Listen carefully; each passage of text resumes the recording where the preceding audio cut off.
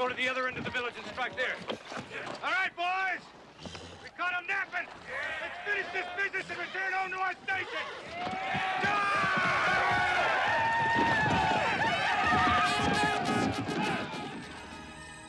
On these remote Montana plains in 1876, General George Armstrong Custer led 5 companies of men on an attack of Indians camped along the banks of the Little Bighorn River.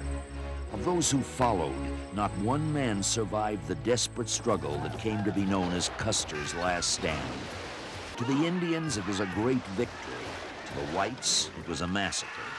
In America, it marked a pivotal moment in westward expansion. And throughout the world, it conjured up images of bravery and sacrifice, of pain and defeat. And the controversy surrounding the Battle of the Little Bighorn rages to this day. 114 years later, but only a short distance from the original battlefield, a team of filmmakers from Republic Pictures has gathered outside of Billings, Montana, to bring the story of this battle to the screen in a television miniseries called Son of the Morning Star.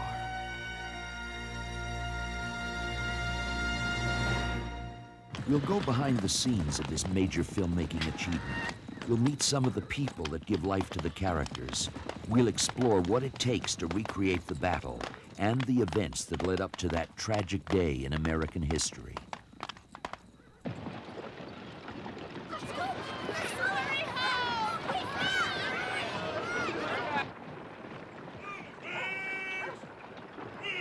For us, Son of the Morning Star was an opportunity to tell the story of the West in a way that I don't think it had really been told before.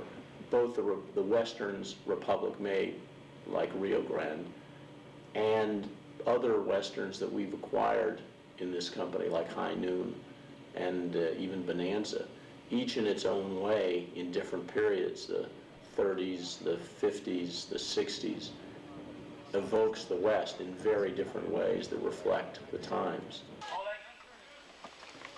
To capture the story of General Custer, the miniseries spans the decade prior to that fateful encounter on the Little Bighorn. A host of characters were woven into this epic tapestry by Melissa Matheson, the screenwriter of E.T., the Extraterrestrial. She based her teleplay on the historical bestseller, Son of the Morning Star by Evan Connell, a work renowned for its detail and accuracy.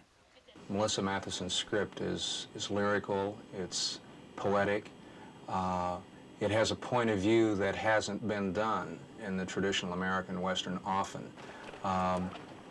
Candidly and bluntly, it's a point of view that's very sympathetic to the Native American. It's the Custer story paralleling Crazy Horse and Sitting Bull and the Indian tribes of that time, but it's told through the eyes of 2 women. One being Libby Custer, George Armstrong Custer's wife, and the other being a Native American woman who existed named Kate Bighead. A movie of this scope was a tremendous endeavor, and Republic Pictures was the studio to take the risk.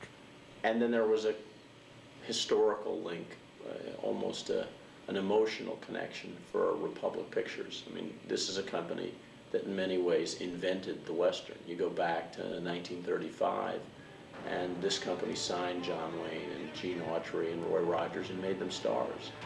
And there's been a desire here to take the Western that the company's known for and bring it into the 90s. And with that desire comes a new commitment. We think that historically we're just as accurate as a television miniseries can possibly be.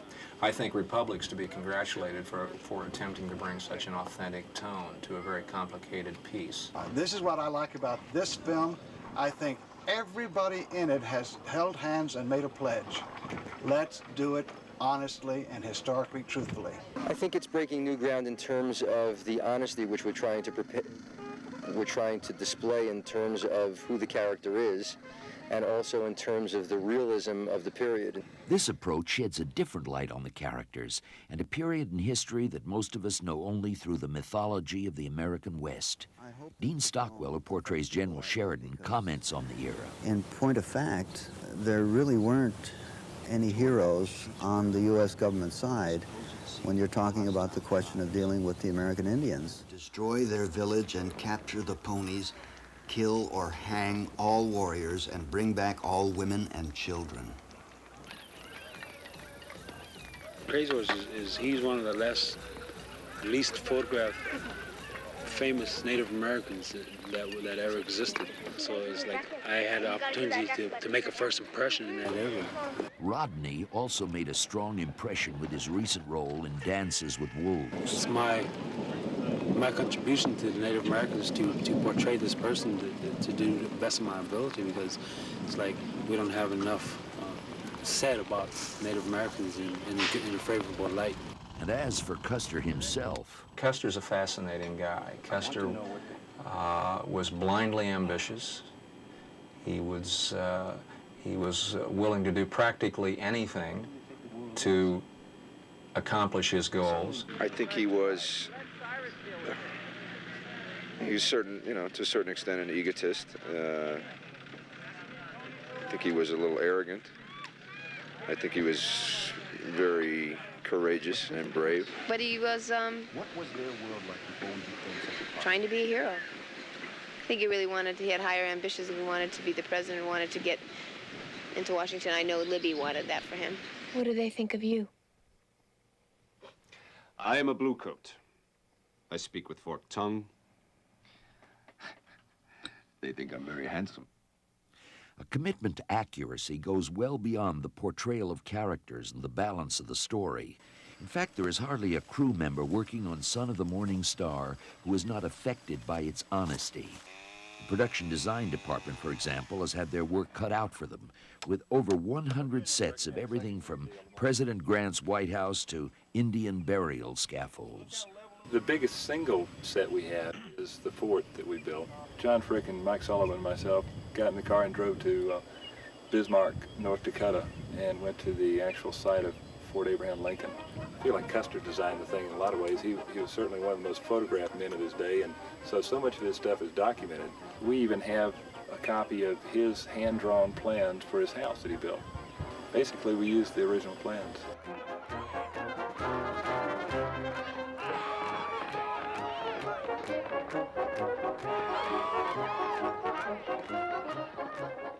We went out, found a spot, put some little flags in the ground. 7 weeks later, there's a big fort sitting there. That doesn't, that's hard to do. There's no question that we're going to try to make it as close to period as we can possibly do it. We've brought in things like his collection of taxidermy. All of the lighting is correct to period. All of the soft goods, things like antimacassars and tablecloths and all that kind of stuff is all as authentic as we can make it. I've been researching Northern Plains Indian art for almost 20 years. It's been my life's passion and my life's work. I do restoration for museums and reproduce pieces for collectors. I think anyone who took this job would have to come in with that kind of background, or it would have virtually been impossible to do. Cathy designed the entire Indian wardrobe for Son of the Morning Star, and whatever she is unable to rent, she has to make. That means most of it. In an old ice arena in Billings, Cathy has set up her workshop where Native American clothing is manufactured and then stored until the day it is needed. This is a Sioux split horn bonnet, which belonged to the Braveheart Society. And only a Braveheart Society member could wear it. So we had 30 of these warriors with detailed costumes, right down through the paint. They had distinct shields, lances, quirts, bow and quiver cases, and we put it all together so that they were exactly the way they were in 1870, or as close as we could count. And I don't know how many people will pick up on that or appreciate it, but at least we're educating the public to an extent. What they're going to see is, they may think is fairly bizarre, but it's the truth. It's the way it really was. Just as wardrobe is crucial to properly portraying the Native American, so are makeup and hair design. Makeup artist T.C. Williams has researched Indian war paints down to the specific warrior societies to ensure that no Indian warrior will ever be presented with inappropriate colors or patterns. Hair design has proved to be equally complex. There are 5 different tribes that were involved with the Custer battle primarily. And even though we're all Plains Indians and most of the hairdos are similar, there are distinct differences among, say, the Arquette and the Crow as compared to the Lakota or the Cheyenne, who all wear their hair similarly. I've tried my hardest to incorporate as many different styles as possible, just to be different and to show the general public that the Native Americans have, have wonderful style. Certainly a large part of the authentic texture of Son of the Morning Star is owed to the reenactors, living historians they call themselves, whose hobby it is to recreate significant battles in American history for the general public. They'd been brought to Montana from all over the country to play the men of the 7th Cavalry.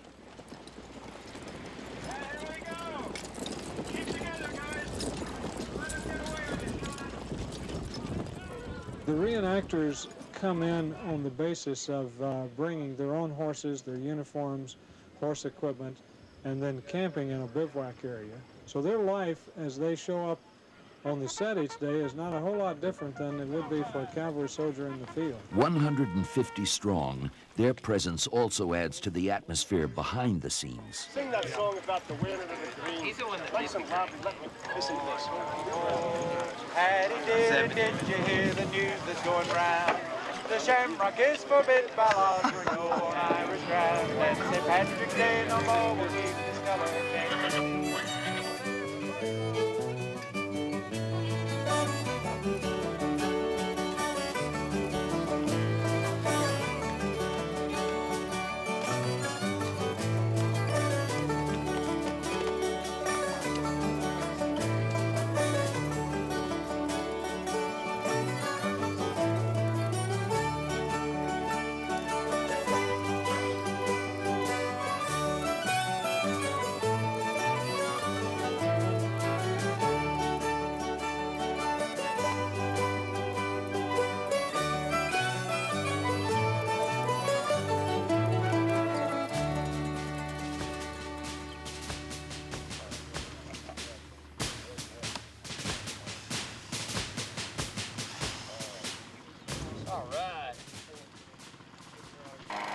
Proving ground for all the preparation is on the set. When the cameras roll, every department becomes important, and collaboration is what gets the story told. Well, we spent a lot of time organizing, more organization, I think, than any project I've ever done, and I've done a lot of big minis before. Every area was very complicated and needed a great deal of organization just because of the size of the piece. The day begins at 5 a.m. And on this early morning, 125 Native Americans don their wardrobes at the ice arena to shoot a sequence of the Battle of the Little Bighorn. They are then transported to the location where they go into hair and makeup. It is still hours before shooting is scheduled to begin. This is a routine that will become commonplace, since shooting of the final battle alone will take over 2 weeks. There's no one element. The thing about this picture is there's thousands of elements, and it's everybody's dedication that makes it happen. Preparing for the battle sequence, stunt coordinator Eddie Dono briefs his stuntmen on the day's I want work. you to rear your horse. You'll be in back of that. As he takes him, I want you to rear your horse. In the river? Yeah, but don't fall off it at that point. Okay. Meanwhile, the wranglers get the horses ready.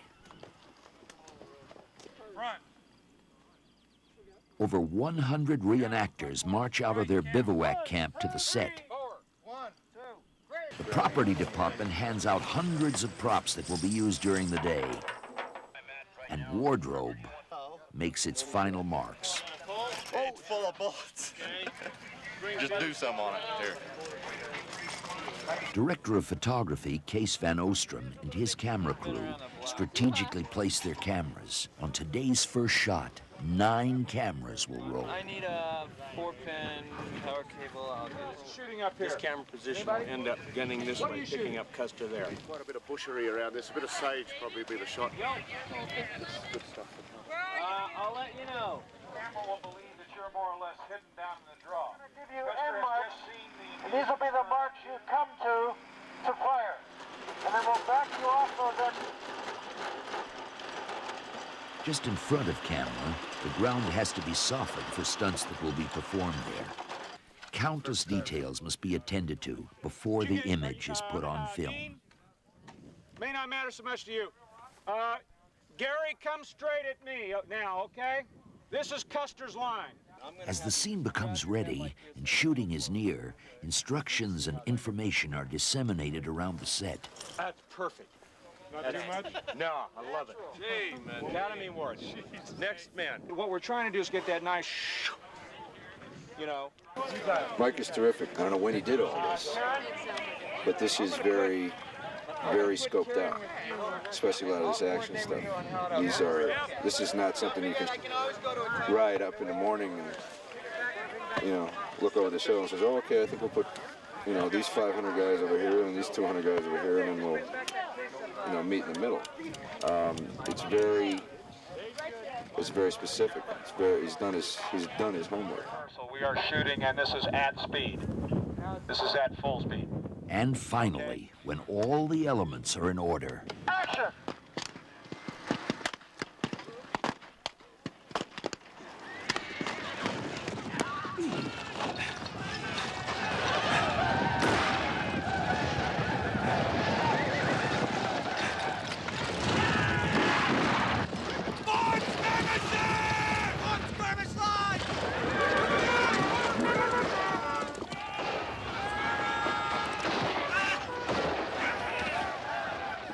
all movies require a lot of preparation, but battles in the Old West call for the extra effort of animal wranglers, stuntmen, and special effects. When it comes to action, there are three men behind the cameras whose experience has proved invaluable. They are Rudy Uglund, Chief Wrangler, Eddie Dono, Stunt Coordinator,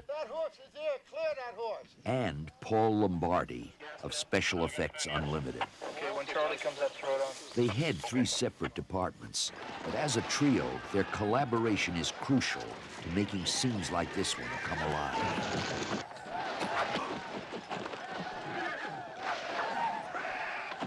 We had a bunch of horses running into a box canyon. We had David coming up the hill. He took a chest hit with an arrow, and then he tumbled down the hill.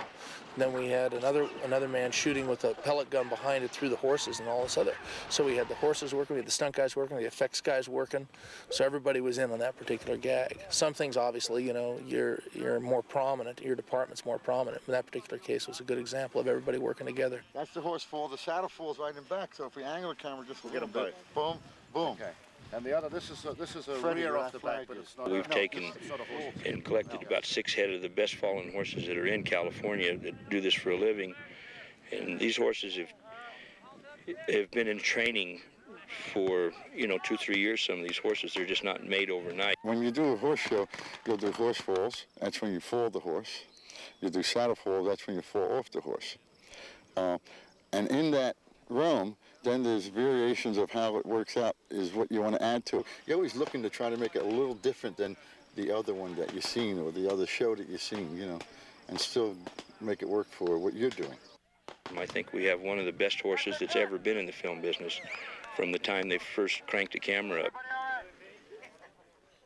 The guns we use today fire arrows and dust capsules. The arrows obviously simulate the bow and arrow deal, and we actually free flight shoot them into a chest protector. In this particular case that you filmed earlier, it's pretty dangerous. I mean, because you're shooting a gun at 70 pounds pressure, and it is free flight, so we have to be awfully careful. The complexity of the show is such that we're shooting 2 units. And what that means to everyone is the fact that we are shooting simultaneously 2 parts of the show. So in essence, we have 2 crews working. A second, smaller production unit makes shooting of the script more efficient. But as second units go in film production, this one is shooting an unusually large portion of the movie. Normally, the second unit is separate from the main unit, but in Son of the Morning Star, they often unite to form one giant production team. Consequently, the 2 units tend to make life exciting for just about everyone on the production. The second unit is led by Dean Semler, recently director of photography on the feature film Dances with Wolves. It's tough because we're both shooting at the same time, and Dean and I have to keep talking as much as we can because literally some of the times he's shooting shots that intercut directly with the things I'm doing, and sometimes we're shooting them at the same time. So we have to spend time on the radios, and we have to talk ahead of time, and we have to trust each other's instincts a lot. It's big time. We got to move them, feed them every day. 2 units working simultaneously, interacting with each other. It's a Swiss clock, you know. It's happening. Okay, that's a cut. That's a cut. That's good, guys. General George Armstrong Custer remains a figure that has intrigued our culture generation after generation. But in Son of the Morning Star, the Custer story is something more than just intrigue. It reflects a nation looking truthfully and critically at its past. It's an ugly thing that we seem to have to go through again and again in history. It has to do with not liking people of a different color or different culture or different beliefs, and posing as a solution their extermination, either officially or unofficially. The men of the 7th Cavalry knew him by various nicknames. The Indians had their names for him as well: Long Hair, Creeping Panther, and Son of the Morning Star. You're eager, you can't wait, you're afraid, but you're going into combat right now. You don't have any idea how big an Indian group is waiting for you. It's much bigger than you thought. It's an exciting opportunity for Republic, for ABC, for everybody involved with the project, to be able to take a character that everybody thinks they know, a very charismatic guy, by the way, and shine a harsh light of reality and truth on him and depict him for who he is. I think everybody's going to be interested in Custer because they know who he is, but they're going to be surprised because they don't know who he is. Shall we?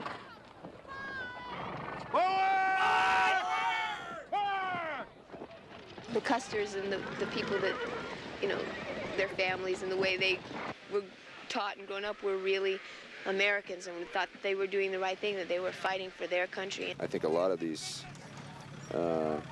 military leaders at that time had to have that kind of large sense in themselves to be able to make the decisions that they did, because they were responsible solely for the lives of a lot of people. Basically an instinct to take 300 guys and say, let's go down this hill because I say so, follow me, and they all go. You know, without some kind of ego, I don't think you'd be able to do that. In the book, Son of the Morning Star, Evan Connell says of Custer, even now, after 100 years, his name will start an argument. More significant men of his time can be discussed without passion because they are inextricably woven into the tapestry of the past. But this Hotspur refuses to die. He stands forever on that dusty Montana slope.